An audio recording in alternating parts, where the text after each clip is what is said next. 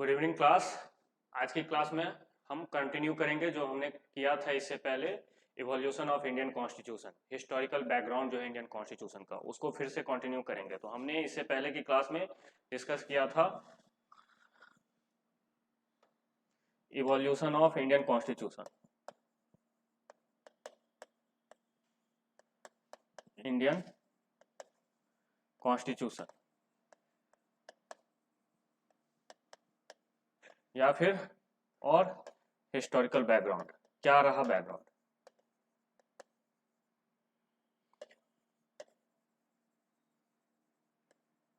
ये हमारा टॉपिक था। इसको हमने दो पार्ट्स में डिवाइड किया था। एक तो कंपनी रूल, कंपनी के टाइम में क्या क्या हुआ था। तो इसमें हमने रेगुलेटिंग एक्ट 1773 से लेकर के 1853 तक डिस्कस किया था, जो कि हमारा हो चुका है discussion.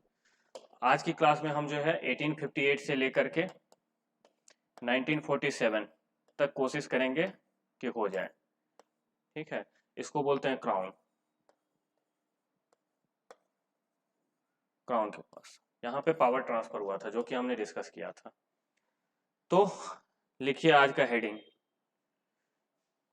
Crown rule, the crown rule.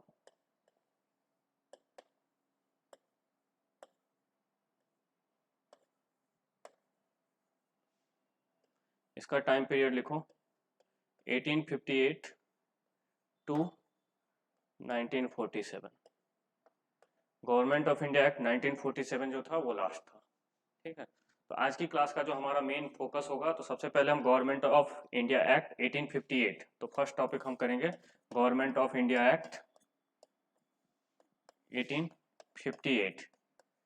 One by one हम सबको डिस्कस करेंगे। सेकंड जो होगा 61 क्या था, इंडियन काउंसिल एक्ट ऑफ 1861।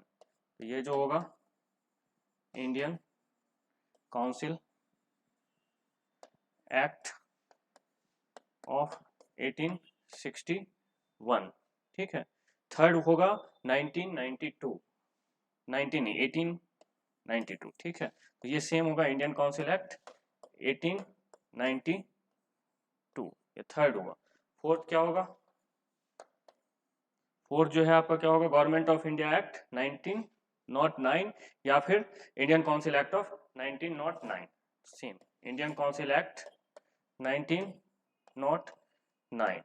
अब ये तीन एक्ट जो हैं 1861 से लेकर के 1909, इनको बोला जाता है पॉलिसी ऑफ एसोसिएशन। ये जो था हमारा 1857 के बाद ब्रिटिशर्स जो थे उनको फील हुआ कि हमारा जो एडमिनिस्ट्रेशन है उसमें एसोसिएशन होना चाहिए इंडियंस का, तो हमारा एडमिनिस्ट्रेशन जो होगा वो पीसफुल होगा। तो इसको बोलते हैं पॉलिसी ऑफ एसोसिएशन भी बोलते हैं, एसोसिएशन।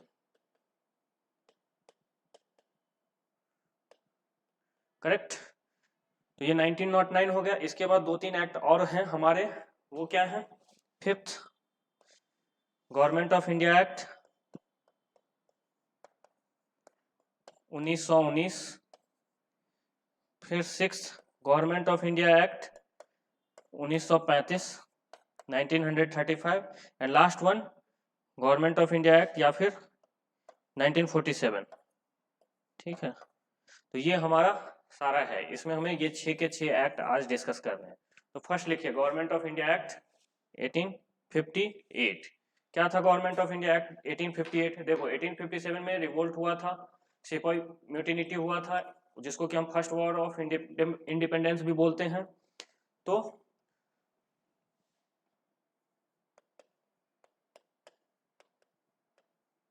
हेडिंग डालो गवर्नमेंट ऑफ इंडिया एक्ट 1858। ठीक है, तो इसके लिए सबसे पहले बैकग्राउंड जानना है। 1857 का रिवोल्ट हुआ, उसमें रिवोल्ट में ब्रिटिश गवर्नमेंट रिवोल्ट के बाद सोची कि हमारा ये रिवोल्ट क्यों हुआ। तो सबसे बड़ा जो था डिसकंटेंट जो सोसाइटी में प्रिवेल कर रही थी, वो एक बहुत बड़ा रीजन था। इंडियंस जो थे एडमिनिस्ट्रेशन के पार्ट नहीं थे, इंडियंस जो थे एडमिनिस्ट्रेशन में कहीं भी अपर लेवल पे नहीं थे। तो ब्रिटिश गवर्नमेंट जो थी उन्होंने डिसाइड किया कि ये हम इंडियंस को एडमिनिस्ट्रेशन में इनकलकेट करेंगे, उनको लाएंगे धीरे धीरे, सो दैट ये सब जो है खत्म हो सोसाइटी से। तो इसका दूसरा नाम है also known as the act for the good government of India.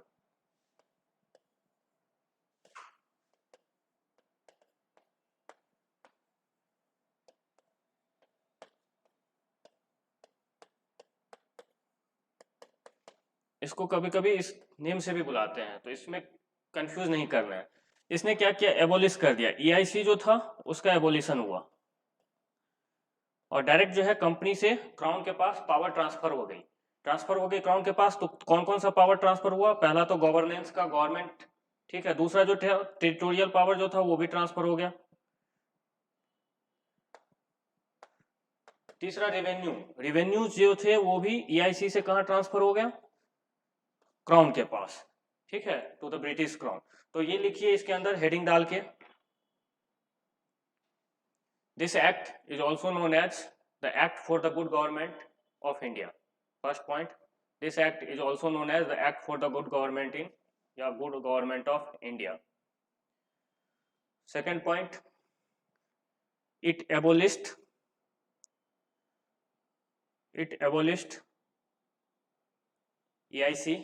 EIC मतलब east India company, and transferred the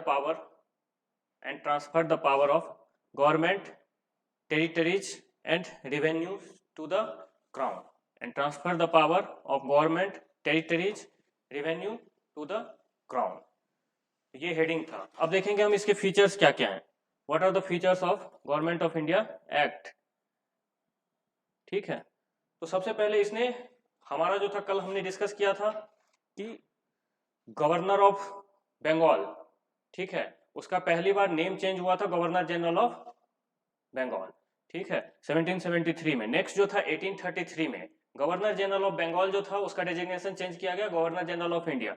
अब इस एक्ट में क्या किया गया, गवर्नर जनरल ऑफ इंडिया जो चला आ रहा था उसका डेजिग्नेशन चेंज कर दिया गया वाइसरॉय ऑफ इंडिया। तो इसमें अगर हम देखें 4-5 पॉइंट इंपॉर्टेंट हो गए। तो गवर्नर जनरल ऑफ इंडिया का डेजिग्नेशन चेंज किया गया वाइसरॉय ऑफ इंडिया। अब हमने एक और चीज देखी थी नेक्स्ट, लॉर्ड कैनिंग जो थे वो फर्स्ट वाइसरॉय ऑफ इंडिया बने थे। तो अब हमने सेकंड पॉइंट अगर देखना है इसमें क्या है इंपॉर्टेंट, तो सेकंड पॉइंट देखो इंपॉर्टेंट क्या था कि इसमें हमने कल देखा था system of dual government. System of dual government को क्या किया इसने, खत्म कर दिया। तो बोर्ड ऑफ डायरेक्टर और बोर्ड ऑफ कंट्रोल और कोर्ट ऑफ डायरेक्टर दोनों को एबोलिश कर दी गई, कोर्ट ऑफ डायरेक्टर्स। तो ये सिस्टम ऑफ डुअल गवर्नमेंट जो था वाज एबोलिश्ड। मैं डिक्टेट कर दूंगा, system of dual government was abolished इस एक्ट में। तीसरा क्या था, it created a new office. New office मतलब secretary of state for India, एक न्यू ऑफिस का क्रिएशन हुआ। तो न्यू ऑफिस,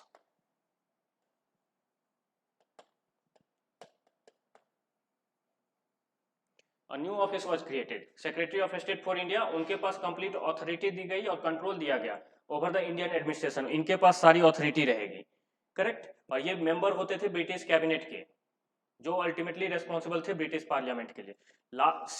इनके साथ एक काउंसिल भी दी गई, न्यू काउंसिल 15 मेंबर का, जो कि इनको असिस्ट करेगी, ठीक है। तो ये असिस्ट करेगी किसको, सेक्रेटरी ऑफ स्टेट को असिस्ट करेगी। लास्ट जो है secretary of state in council भी क्रिएट किया गया, जो कि एक कॉर्पोरेट बॉडी की तरह काम करेगा, जिनकी सारी रेस्पॉन्सिबिलिटी होगी, जिनको कभी स्यू कर सकती है British government for any administration related issues in India और ब्रिटेन में। तो ये 5 पॉइंट था आपका। तो सेक्रेटरी इन काउंसिल, इसमें चीफ जो थे ये सेक्रेटरी थे। तो ये 5 पॉइंट था। अब देखो इसमें कोई भी इंपॉर्टेंट प्रोविजंस जो है इंडिया रिलेटेड नहीं है। तो ये एक्ट जो है 1858 का, ये कहीं भी इंडिया स्पेसिफिक एडमिनिस्ट्रेशन रिलेटेड कोई भी इशू जो था उसमें मेजर चेंजेस नहीं लाया था। ये ब्रिटेन में था, लंदन में ये सब चेंजेस हुआ था। तो लिखिए फर्स्ट पॉइंट इसका। तो first point, it changed the designation of government of India, it changed the government designation of governor general of India, it changed the designation of governor general of India to the viceroy of India, he was the direct representative of the British crown in India। इससे पहले company के representative होते थे, अब क्या है, crown के direct representative है। तो ही was the direct representative of the British crown in India. Third point, Lord Canning Lord Canning became the first viceroy of India. Third important point, Lord Canning became the first viceroy of India. ठीक है. Second important point लिखिए, it ended the system of dual government. It ended the system of dual government. Act of 1858 के अंदर लिखिए, it ended the system of dual government by abolishing the board of control and court of directors. तो इसको एबोलिस्ट कर दिया गया. अब ये बोर्ड ऑफ कंट्रोल जो था ये एग्जिस्ट नहीं कर रहा है और कोर्ट ऑफ डायरेक्टर भी एग्जिस्ट नहीं कर रहा है. So it ended the system of dual government by abolishing board of control and court of directors. Third important point लिखिए, it created a new office. New office कौन सा था? Secretary of State for India. ठीक है. So it created a new office. Third important point, it created a new office of Secretary of State for India. Of Secretary of State for India. Correct? Comma डालो. Vested with complete authority. Vested with complete authority and control over Indian administration. तो secretary of state जो है अब उनके अंदर complete authority होगी और control किसका? इंडियन एडमिनिस्ट्रेशन का. तो third point, over Indian administration. इसके नीचे एक और लिखिए, he was the secretary of state was a member of British cabinet. Secretary of state was a member of British cabinet and ultimately responsible to the British parliament so secretary of state जो थे वो क्या थे? एक नई office create की गई जिसको कि अल्टीमेट पावर दिया गया कि अब इंडिया की एडमिनिस्ट्रेशन की जो भी रेस्पॉन्सिबिलिटी होगी वो किसके पास होगी? Secretary of state. ये मेंबर हुआ करते थे ब्रिटिश कैबिनेट के. ठीक है. और इनका जो अल्टीमेटली रेस्पॉन्सिबल किसके लिए थे? ये ब्रिटिश पार्लियामेंट के लिए थे. तो लास्ट पॉइंट इसमें ये लिखिए कि secretary of state was ultimately responsible to the British parliament. Correct. Fourth लिखो, fourth point,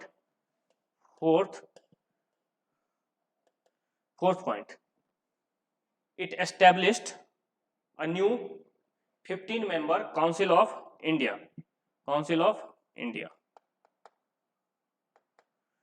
It established a new 15 member का काउंसिल था.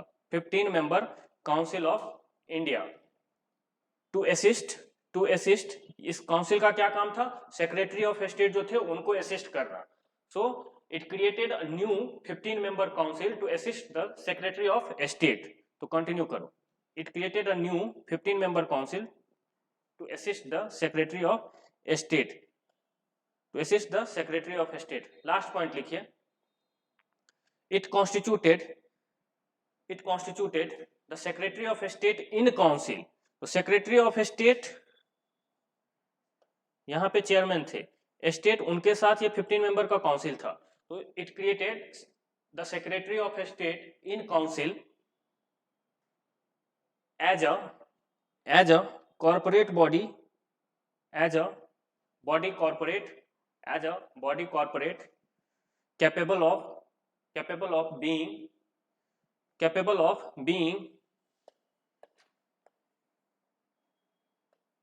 capable of being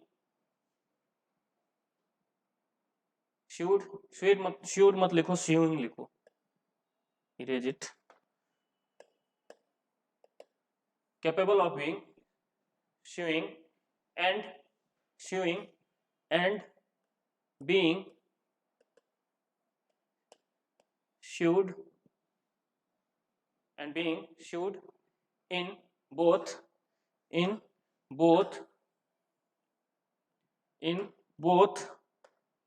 sued and being sued in both India and England, दोनों जगह पे. अब कोई भी problem होगी, कुछ भी होगी, तो इन्हें स्यू किया जाएगा कि आप आइए बताइए क्या ये प्रॉब्लम क्यों हुई. ठीक है. तो these were the important point related with act of 1858। अब बताओ इस एक्ट का असेसमेंट क्या होगा? व्हाट असेसमेंट ये था कि this act was largely confined, या 1850 एक्ट जो है वो largely confined to the for the improvement of Indian administration in the England. India से रिलेटेड जो भी थी एडमिनिस्ट्रेटिव मशीनरी जो थी, ठीक है, इंग्लैंड में, उसके लिए किया गया। इसका इस एक्ट का कोई भी इंपॉर्टेंट या फिर मेजर चेंजेस ये एक्ट जो है इंडियन एडमिनिस्ट्रेशन, यहाँ जो लोकल एडमिनिस्ट्रेशन थी उसके ऊपर नहीं था। जो भी प्रोविजंस हमने देखा, पहला प्रोविजंस क्या था, गवर्नर जनरल जो थे ऑफ इंडिया उसके डेजिग्नेशन को चेंज किया गया। बाकी के जितने भी प्रोविजंस हमने देखे, सेक्रेटरी ऑफ स्टेट का ऑफिस वो लंदन में था, जितना भी क्रिएट किया गया तो वो सब कुछ ब्रिटेन में किया गया। कंट्रोल जो है वो ब्रिटिश गवर्नमेंट का कंट्रोल बढ़ता गया।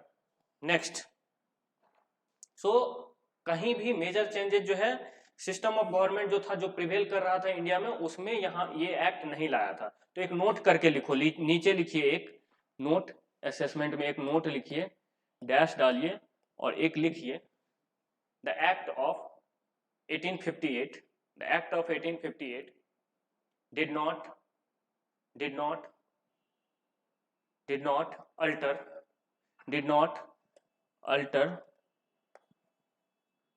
alter in any substantial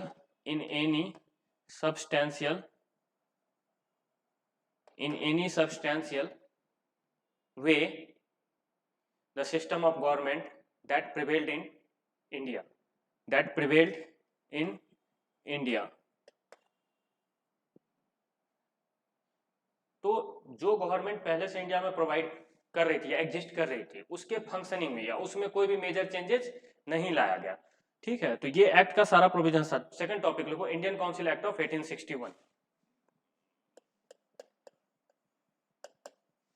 Indian council act of 1861, second important point, second important topic for today. Crown के अंदर 61 में एक एक्ट लाया गया था। इसमें हम देखेंगे कि 1857 के रिवोल्ट के बाद कैसे कैसे हमारा जो है कॉपरेशन, ब्रिटिश गवर्नमेंट को जरूरत पड़ी कि हाँ, उन्होंने सोचा कि हमें इंडियंस का कॉपरेशन चाहिए।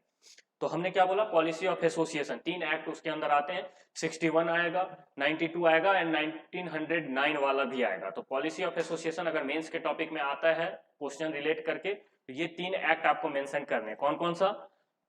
61, इसके बाद अगर पूछा जाए तो 1892 के बारे में आपको मेंशन करना होगा, और थर्ड वन इज 1909 के बारे में।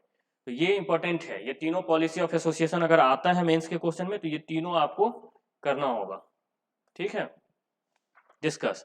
बाद में आप असेसमेंट दे सकते हैं कि क्यों था, और उसके बाद फिर से सेपरेट इलेक्टोरेट आ गई, सेपरेट रिप्रेजेंटेशन आ गया मुस्लिम का, तो उसके बाद फिर से डिवाइड एंड डिवीजन की पॉलिसी चलने लगी। तो लिखिए इसमें फर्स्ट एक नोट करके लिखो, after 1857 revolt, British government felt that the necessity of seeking the Indians,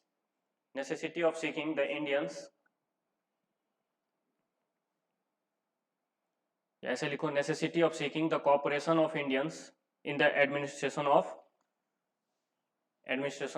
India या this country। ठीक है, सो नेक्स्ट लिखिए, एक और पॉइंट लिखो नोट के नीचे, in pursuance of this policy of association, natives को एसोसिएट करना था एडमिनिस्ट्रेशन में, तो in pursuance of this policy of association 3 acts were enacted, 3 acts were enacted। ठीक है, एक तो लिखा हुआ इंडियन काउंसिल एक्ट ऑफ, ये एक 92 और दूसरा 1909। सो 3 acts were enacted by British Parliament, namely Indian Council Act of 1861, second Indian Council Act of 1892 and 1909, Indian Council Act of 19। इसको बोला जाता है पॉलिसी ऑफ एसोसिएशन भी बोलते हैं हम। ठीक है, so this was an important landmark in the constitutional and political history of India. तो इस एक्ट को हम देखेंगे क्या क्या इंपॉर्टेंट, ये कैसे एक बहुत ही बड़ा माइलस्टोन है, ठीक है, in the development of constitutional and political history of India. तो इसके फीचर्स लिखिए अब, फीचर्स ऑफ दिस एक्ट।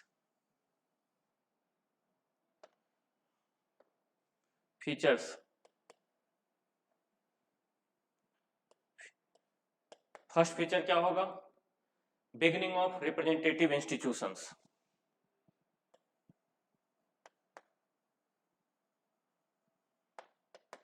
यहां से शुरू हुआ,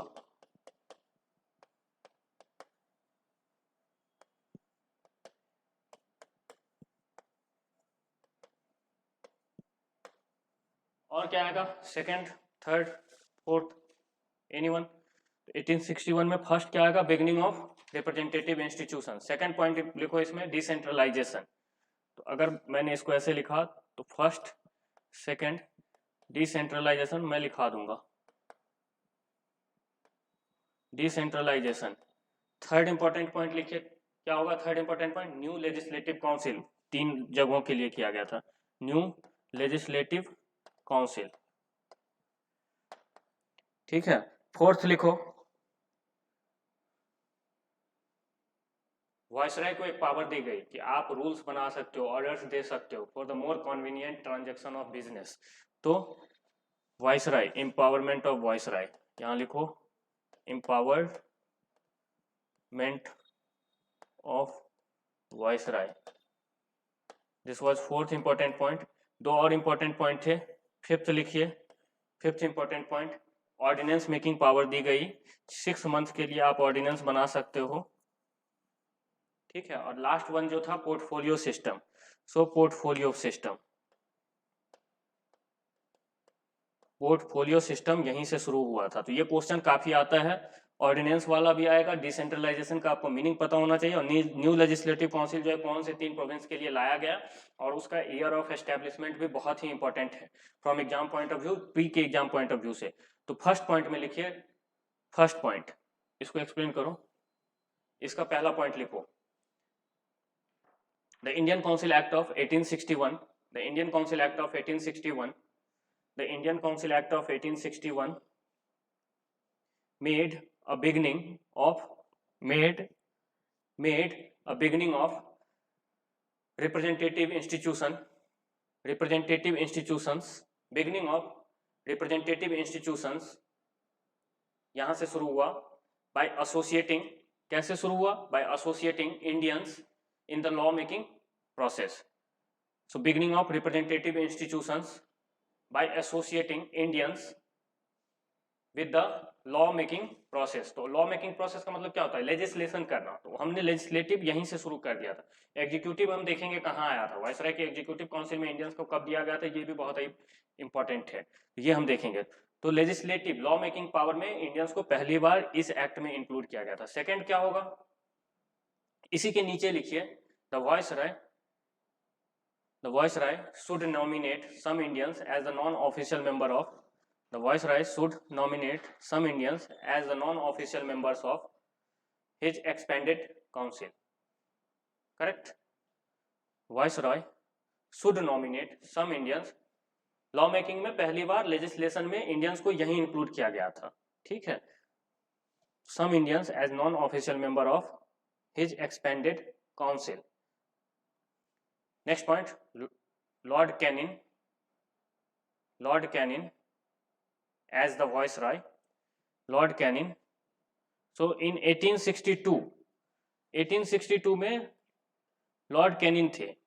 सो यहां लिखो, in 1862 Lord Canning as the Viceroy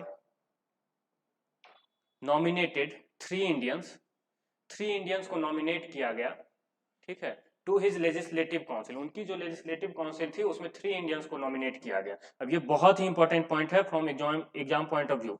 so in 1862 Lord Canning nominated 3 Indians to his legislative council. कौन कौन से 3 इंडियंस थे, तो बहुत ही इंपॉर्टेंट थे, इनका नाम बहुत बार पूछा जा चुका है। तो फर्स्ट लिखिए, राजा ऑफ बनारस, राजा ऑफ बनारस को इंक्लूड किया गया था, the raja of Banaras. Second लिखो, maharaja of Patiala, maharaja of Patiala,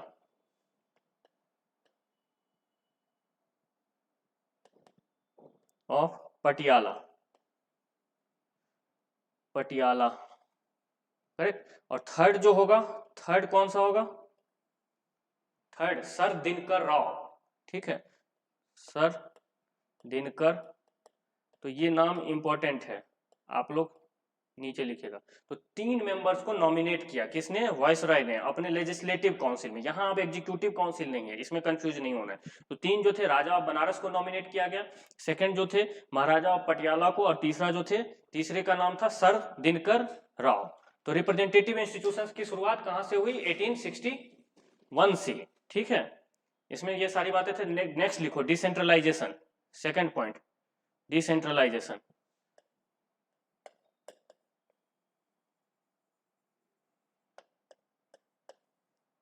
decentralisation का मतलब क्या होता है, डिवोल्यूशन ऑफ पावर। हमने किसी को पावर दिया, जैसे पंचायती राज सिस्टम है ना इंडिया में, पंचायती राज सिस्टम का मतलब क्या है, devolution of power to the third tier of the government, ठीक है। 3 टायर्स हैं एट प्रेजेंट हमारे इंडियन सिस्टम में, उसमें क्या है, फर्स्ट एट सेंट्रल लेवल, फिर स्टेट लेवल पे, और फिर थर्ड जो है पंचायती राज सिस्टम। तो डिसेंट्रलाइजेशन का मतलब क्या है, हमने पावर को सेंट्रलाइज जो था वहां से एक जगह जो कॉन्सेंट्रेटेड था पावर, उसको डिस्ट्रीब्यूट किया, डिसेंट्रलाइज किया, डिवॉल्व किया, ठीक है, at the grass root level हमने।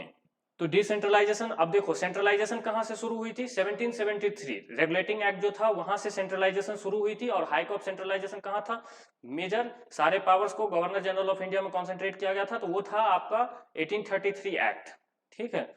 अब यहां से जो है डिसेंट्रलाइजेशन की बात की गई है, तो इसका क्या मतलब है, लिखो, the act of 1861 initiated the process of decentralization. The Act of 1861 it initiated the process of decentralization. एक क्वेश्चन लिखो, हाउ बाय, इसके नीचे आंसर लिखो, by restoring, by restoring the legislative power, ठीक है, legislative power, by restoring the legislative power to the Bombay and Madras presidency, Bombay and Madras presidency, ठीक है। सो 1773 से सेंट्रलाइजिंग टेंडेंसी शुरू हुई, 1833 में क्लाइमेक्स था सेंट्रलाइजिंग टेंडेंसी का। अब यहां से जो है डिसेंट्रलाइजेशन शुरू होगा, और कहां तक डिसेंट्रलाइजेशन होगा, 1937 तक, ठीक है। तो यहां से देखो डिसेंट्रलाइजेशन शुरू हुई, और क्लाइमेक्स जो था उसका कहां हुआ, इंटरनल ऑटोनॉमी जो है प्रोविंस को दी गई 1937 में, करेक्ट। तो सेकंड पॉइंट क्या था, डिसेंट्रलाइजेशन। थर्ड पॉइंट क्या था, थर्ड पॉइंट क्या था, establishment of new council, establishment of new council. तो लिखो इसको, establishment of new council. The act of 1861 established या provided for the establishment of new legislative council, new legislative council,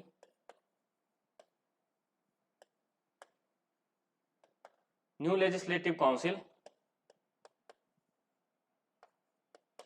एक table बनाना, ठीक है, कहां कहां के लिए न्यू लेजिस्लेटिव काउंसिल। तो फर्स्ट लिखना Bengal,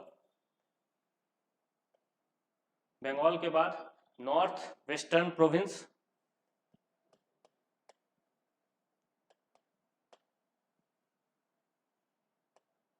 first Bengal, second north western province, third one was, तो इसके ईयर्स भी है, ये एस्टेब्लिशमेंट जो है किस ईयर में हुआ वो लिखना है हमें। थर्ड वन वाज पंजाब, तो ईयर्स पूछे जाते हैं।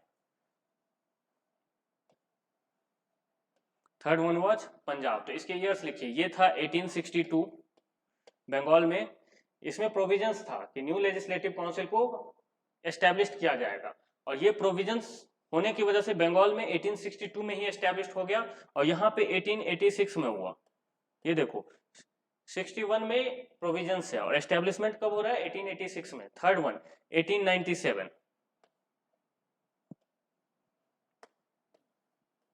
1897, करेक्ट। तो थर्ड वन 1897। और क्या था important? Next point important, empowerment of viceroy. तो अभी हमारे स्पीकर के पास पावर है कि for the more convenient transaction of business, कौन रूल बना सकता है, ऑर्डर पास कर सकता है? तो स्पीकर। ये पावर वहां पे किसको दी गई थी? वॉइसराय को। तो फोर्थ पॉइंट लिखिए, द एक्ट प्रोवाइडेड या empowers the viceroy, the act empowers the viceroy for the more convenient transaction of business in the council। ठीक है। उसके बाद लिखो portfolio system. Next one, fifth one, this is fifth, okay. Fifth one portfolio system लिखिए। The Act of 1861 also gave a recognition to the portfolio system in India। Portfolio system क्या होता है वो हम अभी देखेंगे। Portfolio system in India. अब एक क्वेश्चन लिखिए, व्हाट इज पोर्टफोलियो सिस्टम? अब ये क्वेश्चन पूछा जाता है एग्जाम में।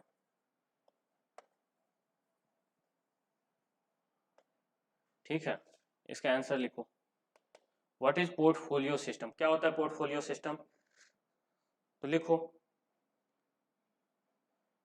Portfolio system. Under portfolio system, a member of Viceroy's Council was made।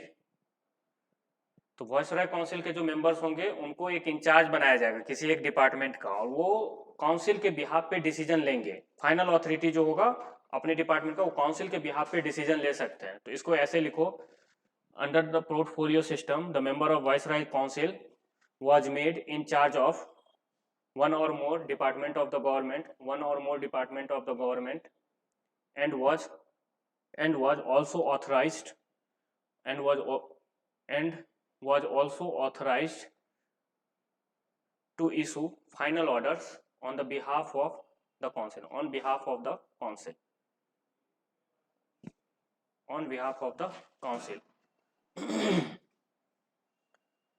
So first time portfolio system was introduced by Lord Canning in 1859। ये भी एक पॉइंट लिख लीजिए नोट करके, किसने इंट्रोड्यूस किया था, कब किया था?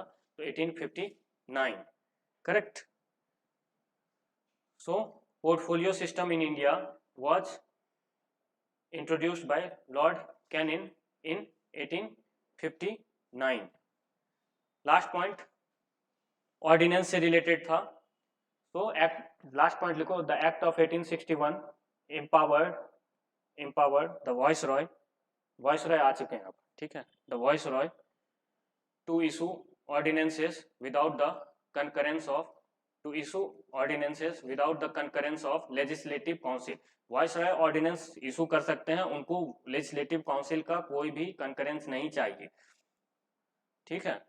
ड्यूरिंग एंड इमरजेंसी, तो इमरजेंसी के टाइम में वाइसरॉय को पावर दी गई कि आप एक ऑर्डिनेंस इशू कर सकते हो, आपको उसके लिए लेजिस्लेटिव काउंसिल का कंकरेंस नहीं चाहिए। और इस ऑर्डिनेंस का लाइफ कितना होगा? 6 मंथ्स, ठीक है। सो ये भी लिखिए, the life of such ordinances was 6 months, correct. So life of such ordinances was 6 months. Next हम चलेंगे इंडियन काउंसिल एक्ट 1892, ठीक है, बार बार 19 ही आ रहा है आज। Indian council act 1892, third most important act under crown rule, ठीक है। तो इसके फीचर्स लिखो, इसमें ज्यादा कुछ नहीं है, इसके फीचर्स लिखिए, देखिए क्या क्या है। तो फर्स्ट फीचर्स क्या था इसका? इसने number of additional non official members जो थे उसको इंक्रीज कर दिया गया। तो first features was number of non-official member was increased। तो first non-official member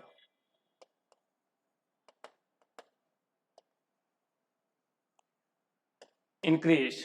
second क्या था? functions of legislative council, ठीक है। तो functions जो था legislative council का उसको बढ़ाया गया। तो second important point, second, increase functions of legislative council. अब वो डिस्कशन कर सकते थे किस पे, बजट पे, क्वेश्चंस पूछ सकते थे। आपको क्वेश्चन पूछने का था कि एग्जीक्यूटिव से आप क्वेश्चंस पूछ सकते थे। तीसरा क्या था, nomination of non official member. ये बहुत इंपॉर्टेंट पॉइंट है जो कि बहुत सारे बुक्स में गिवन ही नहीं है, कहीं कहीं पे अच्छे स्टैंडर्ड बुक में दिया हुआ है, तो यहाँ से क्वेश्चन आ सकता है। सो नॉमिनेशन ऑफ, किस किस के पास पावर थी नॉमिनेशन की, वो हम देखेंगे। सो तीन पॉइंट बहुत ही इंपॉर्टेंट है इंडियन काउंसिल एक्ट 1892 में। First one was non official members जो थे उनकी संख्या को बढ़ा दी गई, दोनों जगह पे, सेंट्रल काउंसिल में भी और प्रोविंशियल काउंसिल में भी, करेक्ट, बट ऑफिशियल मेजोरिटी को मेंटेन रखी गई है अभी भी। दूसरा क्या था, फंक्शंस ऑफ लेजिस्लेटिव काउंसिल। तो यहाँ पे लेजिस्लेटिव काउंसिल जो है उसके फंक्शंस को बढ़ा दिया गया, उसको ज्यादा पावर दिया गया कि अब जो है वो बजट को डिस्कस कर सकते हैं। इससे पहले बजट के डिस्कशन की कोई पावर नहीं थी, वो बजट के बारे में कुछ भी डिस्कस नहीं कर सकते, कुछ क्वेश्चन एग्जीक्यूटिव से नहीं पूछ सकते हैं। लेकिन यहाँ से अब क्या है, एग्जीक्यूटिव से आप क्वेश्चन पूछ सकते हो। So nomination of non official member,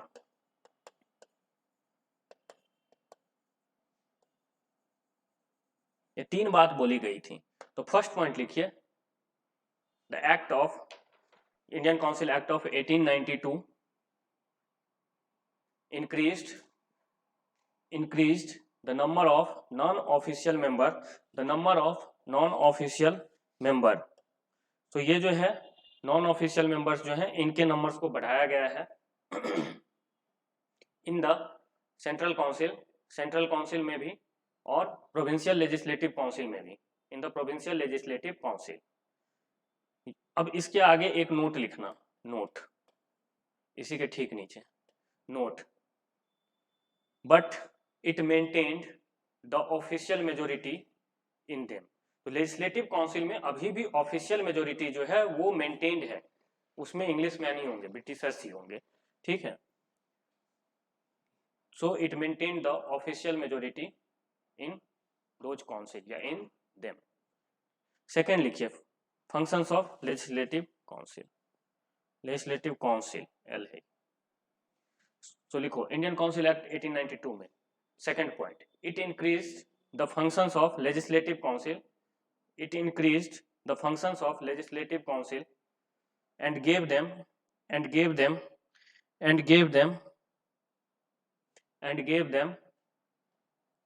the power of discussing the budget. So दो पावर दी गई, डिस्कशन ऑफ बजट, यहाँ पे आप बजट को डिस्कस कर सकते हो। दूसरा क्या था, क्वेश्चंस भी पूछ सकते हो आप। इससे पहले क्या था कि ना, क्वेश्चन तो बिल्कुल नहीं पूछ सकते आप, एग्जीक्यूटिव से कैसे क्वेश्चन पूछ सकते हो, वी आर द सुप्रीम, ये सब बातें थी वहां पे।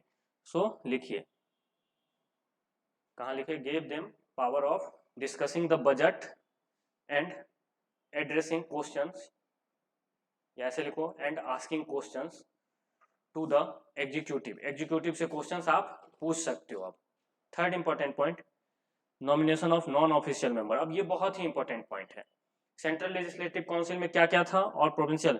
तो 1892 में ये थर्ड पॉइंट जो है, नॉमिनेशन जो है, कहाँ किसके पास क्या पावर था, ये इंपॉर्टेंट है। नॉमिनेशन ऑफ क्या, नॉन ऑफिशियल मेंबर, उन्हीं को बढ़ाया गया है ना। So nomination of non official member. अब इसमें दो कॉलम बनेंगे आपके, एक होगा सेंट्रल लेवल पे किसके पास है, सेंट्रल लेजिस्लेटिव काउंसिल पे। सो सेंट्रल लेजिस्लेटिव काउंसिल और प्रोविंशियल लेजिस्लेटिव काउंसिल। आप लोग इसको डिवाइड कर लीजिएगा दो पार्ट में ऐसे, ठीक है। तो सेंट्रल लेजिस्लेटिव काउंसिल के नीचे लिखिए, नॉमिनेशन का पावर किसके पास था, तो by viceroy, by the viceroy on the recommendation of. So दो लोगों की रिकमेंडेशन चाहिए, by viceroy on the recommendation of provincial legislative council जितने भी हैं, और दूसरा क्या था, बंगाल चैम्बर ऑफ कॉमर्स। तो बंगाल चैम्बर ऑफ कॉमर्स बहुत ही है। So first provincial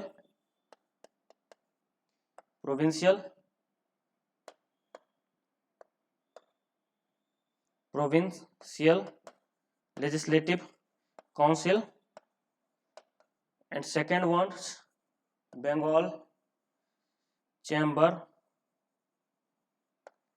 of Commerce.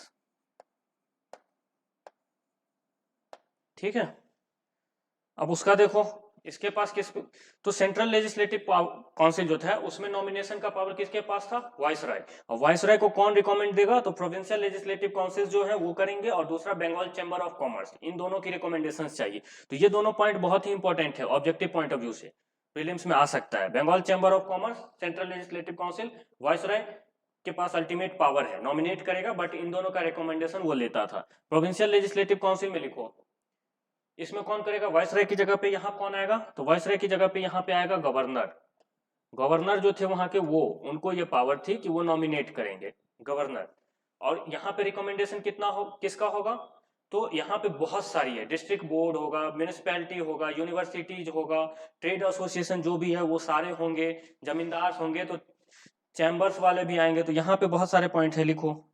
पहला डिस्ट्रिक्ट बोर्ड, यूनिवर्सिटी, तो मैं लिख रहा हूँ छोटा छोटा, district board, board comma governor on the recommendation of, यहाँ पे recommendation of district board, university,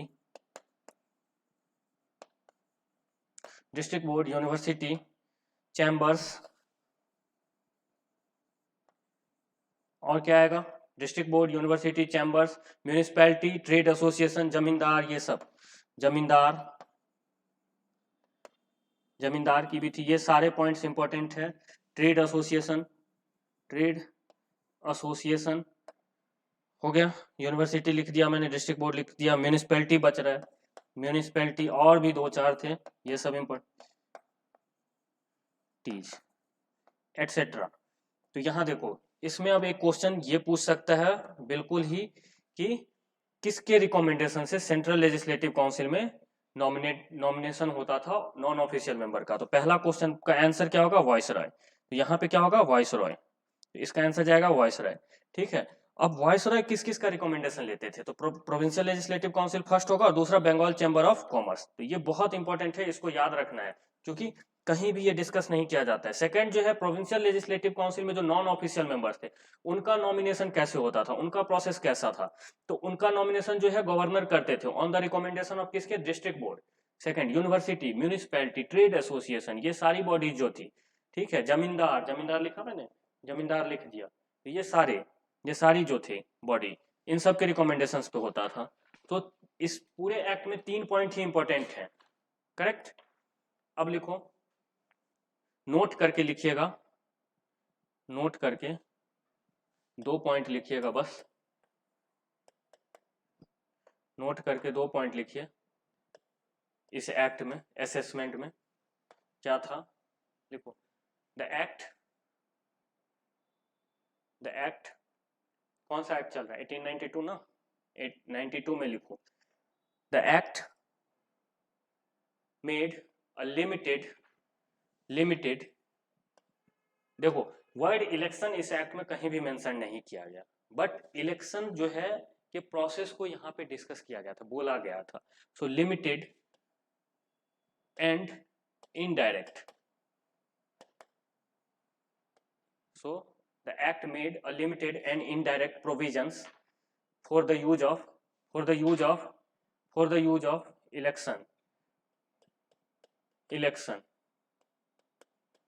the use of election in filling some of the non-official seats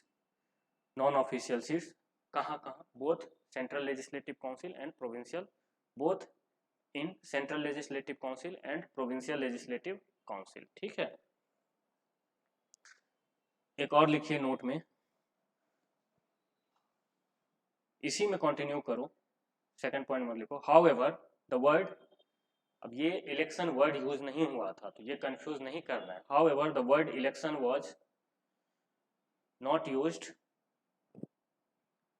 in this act, election word को यूज ही नहीं किया गया। However the word election was not used in this act, correct. तो ये था आपका 1892। Next जो होगा, नेक्स्ट क्या होगा, पॉलिसी ऑफ एसोसिएशन 3 एक्ट्स, कौन सा है, कौन सा, इंडियन काउंसिल एक्ट ऑफ 1909। तो पॉलिसी ऑफ एसोसिएशन में third act Indian council act of 1909। अब ये पॉलिटी की क्लास है तो इसमें हम डिटेल्स में नहीं जाएंगे, कितने मेंबर्स को इंक्रीज किया गया, क्या किया गया, ये सब एक ओवरव्यू लेंगे इन जनरल की, कॉन्स्टिट्यूशन जो है उसका डेवलपमेंट कैसे हुआ, ठीक है। तो इसमें 2-4 पॉइंट इंपॉर्टेंट है जो कि हमें बिल्कुल याद होने चाहिए। तो पहला पॉइंट जो है, इसमें इंक्रीज किया गया साइज ऑफ काउंसिल, काउंसिल जो है इसकी साइज को इंक्रीज किया गया, ठीक है। कौन सा council, legislative council, legislative council के साइज को इंक्रीज किया गया। तो फर्स्ट सेकंड इंपॉर्टेंट पॉइंट क्या थी इसकी, second important official majority, official majority जो है, ऑफिशियल मेजोरिटी प्रोविंस में अब नहीं है, सेंटर में अभी भी है, ठीक है। तो इस एक्ट में ऑफिशियल मेजोरिटी जो है उसको चेंज किया गया था, प्रोविंस के पास अब ऑफिशियल मेजोरिटी नहीं है, उनको अलाउ किया गया कि नॉन ऑफिशियल मेजोरिटी भी रखिए, ठीक है। थर्ड इंपॉर्टेंट पॉइंट क्या है, डेलिब्रेटिव फंक्शंस जो है लेजिस्लेटिव काउंसिल का, जैसे हमने बोला था ना अभी कि बजट को डिस्कस कर सकते हैं, आप सप्लीमेंट्री क्वेश्चंस पूछ सकते हैं एग्जीक्यूटिव से, आया था इससे पहले एक्ट में, तो यहाँ पे उसको बढ़ाया गया, डेलिब्रेशन दिया गया, डेलिब्रेटिव फंक्शंस जो है उनको इंक्रीज किया गया। थर्ड, डेलिब्रेटिव फंक्शंस,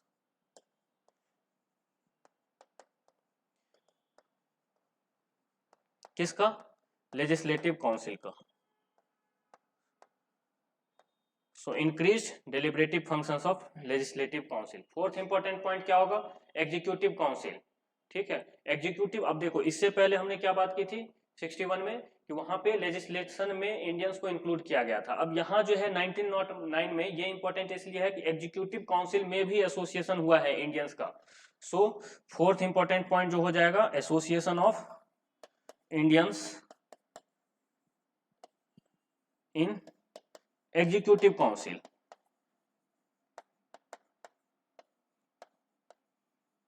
सो ये फोर्थ इंपॉर्टेंट पॉइंट है। फिफ्थ इंपॉर्टेंट पॉइंट क्या है, अब दो इंपॉर्टेंट पॉइंट जो है 1909 से जिसमें क्वेश्चंस पूछे जाते हैं। सो फोर्थ के बाद फिफ्थ, यहाँ पे बात की गई थी सेपरेट इलेक्टोरेट की, वो क्या है वो अभी हम देखेंगे कि मुस्लिम जो है वो मुस्लिम इलेक्ट होंगे तो वो मुस्लिम के वोट से ही होंगे, ये बात बोली गई थी, सेपरेट इलेक्टोरेट, ठीक है। लास्ट वन क्या था, सेपरेट रिप्रेजेंटेशन की भी बात की गई थी, सिक्स्थ। सो अगर यहां पे देखा जाए, सेपरेट इलेक्टोरेट फिफ्थ पॉइंट, और सेपरेट रिप्रेजेंटेशन की बात की गई थी।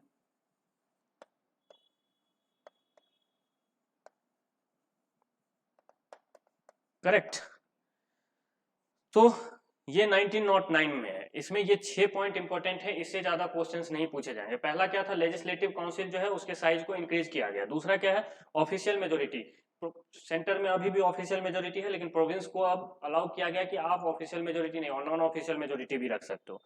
उसके बाद थर्ड पॉइंट क्या है, डेलिब्रेटिव फंक्शन। डेलिब्रेटिव फंक्शंस का ये मतलब है कि अब जो लेजिस्लेटिव काउंसिल है उसको मोर पावर दिया गया। इससे पहले क्या था, सिर्फ बजट पे वो डिस्कस कर सकते थे और एग्जीक्यूटिव काउंसिल से क्वेश्चंस कर सकते थे, और एग्जीक्यूटिव काउंसिल जवाब दे या ना दे उसका कोई भी ये नहीं था। लेकिन यहाँ पे क्या है, डेलिब्रेशन का पावर जो है बढ़ाया गया, तो ये बात है। ये पॉइंट बहुत ही इंपॉर्टेंट है। Fourth point, executive council. इससे पहले लेजिस्लेटिव काउंसिल जो था उसमें इंडियंस का एसोसिएशन हुआ था, बट एग्जीक्यूटिव काउंसिल में नहीं था। तो fourth important point is act provides for the association of Indian in the executive council of viceroy. Last one, separate electorate. Separate electorate का यह मतलब था कि मुस्लिम्स इलेक्ट होंगे on the votes given by Muslims. Separate representation, separate representation का क्या मतलब है, last one, separate representation. Separate representation का ये मतलब है कि प्रेसिडेंसी कॉर्पोरेशन जो है या चैम्बर ऑफ कॉमर्स जो है या यूनिवर्सिटीज हैं, तो उनका रिप्रेजेंटेशन सेपरेट किया गया था यहाँ पे। अभी हम देखेंगे कैसे किया गया था। तो first point, size of legislative council, इसको लिखिए, इंडियन काउंसिल एक्ट ऑफ 1909 के फर्स्ट पॉइंट में लिखिए। और इस एक्ट का एक और नाम है, मोरले मिंटो रिफॉर्म्स भी बोलते हैं इसको, ये पता है ना, मोरले मिंटो रिफॉर्म्स। मोरले जो थे सेक्रेटरी ऑफ स्टेट थे मिंटो रोड है इंडिया में, तो कंफ्यूज नहीं करना है। कभी कभी ये नाम पूछता है कि इसका नाम दे देगा वायसराय थे, तो ये नहीं है। मिंटो वायसराय थे, ये वायसराय थे, और ये सेक्रेटरी, ये लिख लो, इस एक्ट के नीचे लिखो, Indian council act of 1909, Indian council act of 1909 is also known as the Morley-Minto reform. Morley-Minto reforms,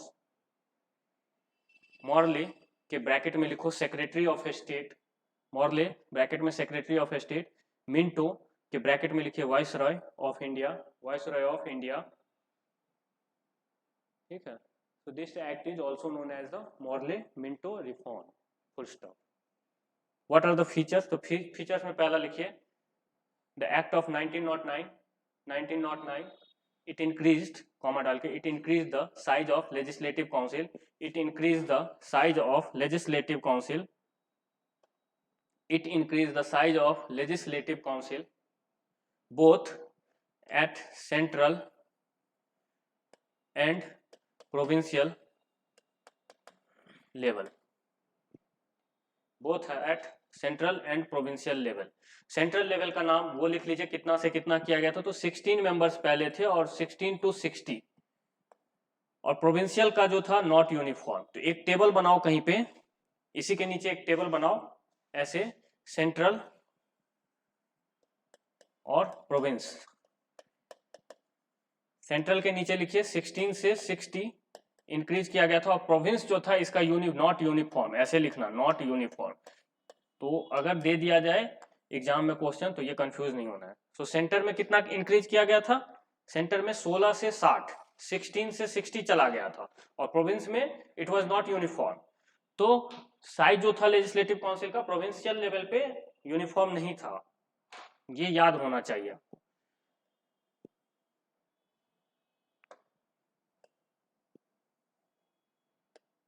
next लिखो ऑफिशियल मेजोरिटी के बारे में। Second point, it retained the act of 1909 retained the official majority, it retained the official majority in the central legislative council. Official majority central legislative council में retain किया, ठीक है। It retained the official majority in central legislative council, full stop.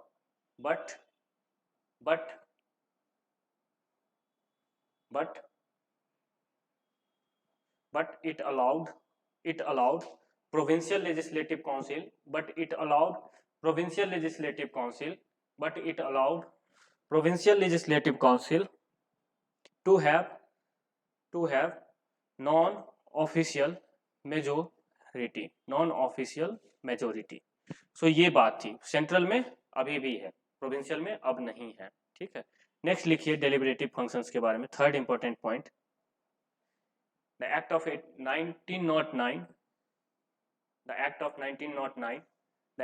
1909 enlarged the deliberative functions of legislative council, enlarged the deliberative functions of the legislative council। The act of 1909 enlarged the deliberative functions of the legislative council at both the level, province में भी और centre में भी, at both the levels. और कैसे किया गया, अब इसके नीचे लिखो एक question, how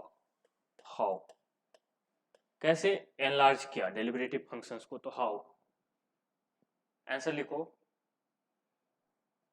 members of what, central legislative council and provincial legislative council. So members were allowed to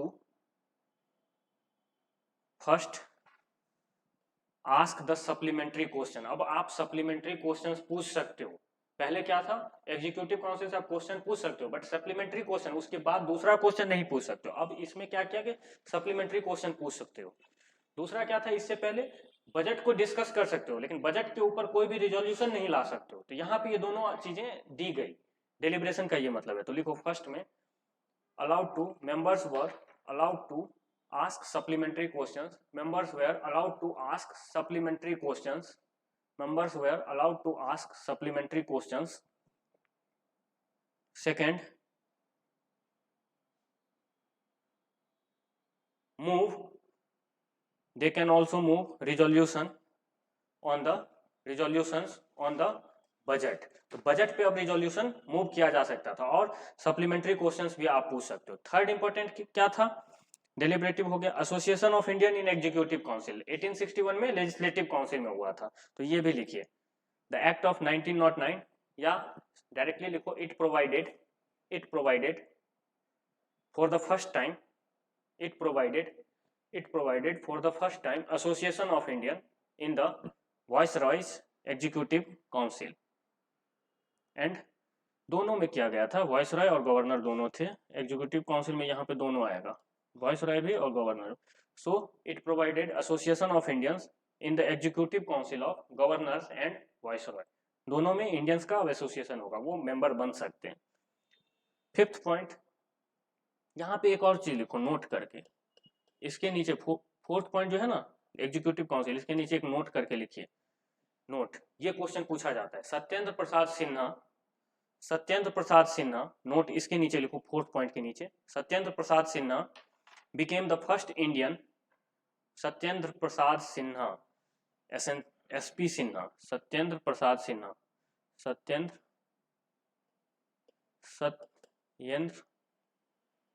Prasad PRASAD Sinha, okay.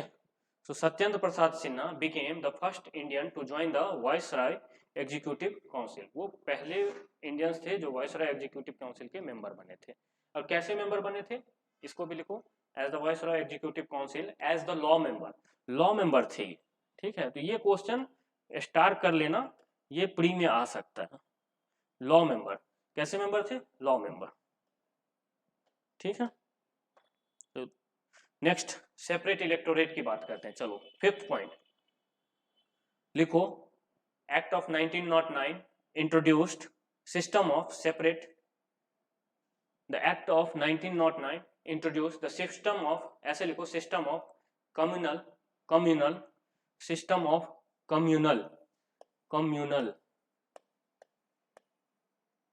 Communal electorate या representation for Muslim.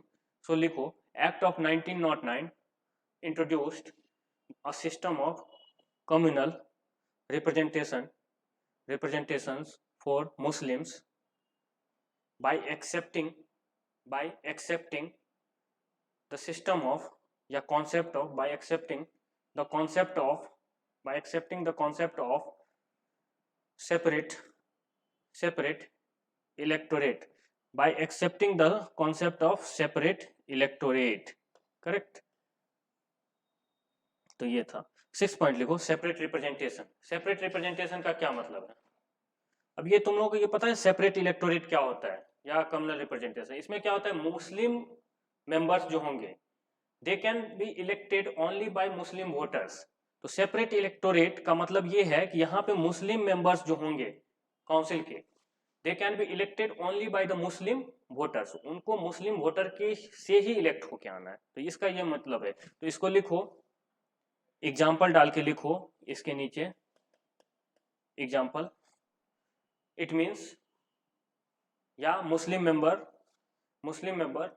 Elected only by Muslim votes, Muslim members elected only by Muslim votes. इसमें note लिखिए, 2 note point लिखो। 1 first लिखो note, the act of 1909, ये question आता है, ये 2 point जो है ये क्वेश्चन पूछे जाते हैं। The act of 1909 it, comma डाल के, it legalised communalism, it legalised communalism, it legalised, इसने कम्युनलिज्म को लीगलाइज कर दिया 1909 के एक्ट ने। सेकंड लिखो इसी के नीचे, second point, Lord Minto road बोला था ना, वाइसरॉय लॉर्ड मिंटो, ठीक है। So Lord Minto became the father of communal electorate, ठीक है। The last point 6 separate representation की अब बात करेंगे। सेपरेट रिप्रेजेंटेशन, तो इसका क्या है, सेपरेट रिप्रेजेंटेशन में लिखिए, the act of 1909 provided for separate representation of separate representation of presidency corporation chamber of commerce, separate representation of presidency corporation, second one chamber of commerce,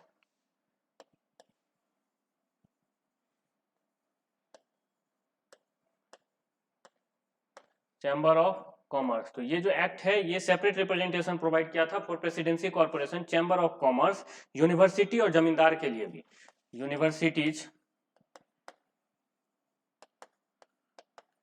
and zamindars. ठीक है। So act of 1909 provided for the separate representation of presidency corporations, ठीक है, chamber of commerce, universities and zamindars. So that's all for today. आज हम 1909 पे ही stop कर रहे हैं। इसके बाद हम नेक्स्ट क्लास में डिस्कस करेंगे 1919 ये क्या था, बहुत ही इंपॉर्टेंट है। फिर 1935 ये भी हम डिस्कस करेंगे। उसके बाद गवर्नमेंट ऑफ इंडिया एक्ट 1947 ये भी बहुत ही इंपॉर्टेंट है। तो ये 3 एक्ट अभी हमारे बच रहे हैं इसमें, इवोल्यूशन ऑफ इंडियन कॉन्स्टिट्यूशन में। इस तीनों एक्ट को हम स्लोली ग्रेजुअली हम इसको डिस्कस करेंगे, क्योंकि ये तीनों से भी बहुत क्वेश्चन आते हैं। और 1935 को तो मीनिंग ये बेसिस बोला जाता है, स्ट्रक्चर जिस पे हमारा कॉन्स्टिट्यूशन ऑफ इंडिया बेस्ड है। तो ये इसमें सारा कुछ फिलोसॉफिकल जो है इंडियन कॉन्स्टिट्यूशन का पार्ट वो यहाँ से लिया गया। तो इसको बहुत अच्छे से हमें डिस्कस करना है। So in the next class we will start from 1909 खत्म हो रहा है, 1919 से शुरू करेंगे in the next class. Thank you.